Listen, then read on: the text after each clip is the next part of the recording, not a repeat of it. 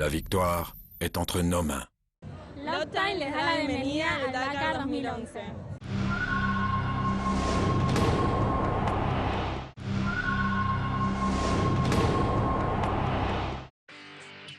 Pour l'avant-dernière étape chilienne, les organisateurs ont réservé un morceau de choix aux concurrents. Au programme de ce 8e opus, 508 km de secteur chronométré, alternant dunes, hors-piste et Rio. Chez les motos, c'est le régional de l'étape Francisco Chaleco Lopez qui a débuté le premier ce matin. Le Chilien suivi 2 minutes plus tard par Cyril Desprez.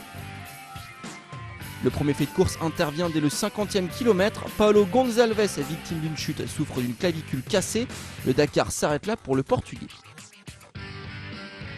Leader depuis le kilomètre 55, l'Espagnol Marc Coma est toujours crédité du meilleur chrono provisoire au kilomètre 191. Les écarts à ce moment-là, Cyril Desprez est à 2 minutes, Chaleco à 4 minutes et 22 secondes. La journée s'annonce belle pour Coma, leader au classement général, il peut encore asseoir un peu plus sa supériorité sur ses poursuivants. Et il s'y emploie en tout cas puisqu'après 283 km, le Catalan survole toujours les débats.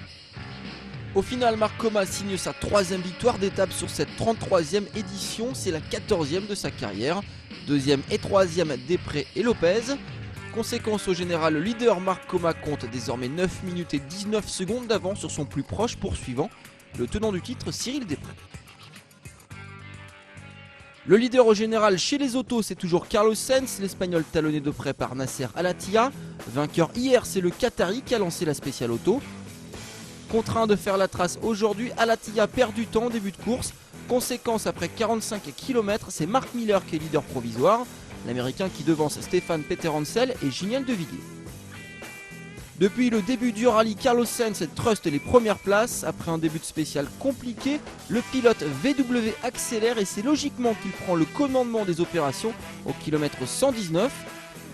A noter qu'une fois de plus, Stéphane Peterhansel a perdu du temps à cause d'une énième crevaison. La loi des séries est impitoyable pour le Français. Le coup de théâtre de cette 8e étape va arriver dans les derniers kilomètres. Encore leader à quelques encablures de l'arrivée, Carlos Sainz reste bloqué à 2 reprises dans les dunes et laisse le champ libre à Nasser Al-Attiyah. La conséquence est de taille puisque grâce à cette victoire et la malchance de Sainz, Nasser Al-Attiyah s'empare du leadership au classement général. On a donc au classement premier Nasser Al-Attiyah, 2e à 5 minutes et 14 secondes, son coéquipier Carlos Sainz.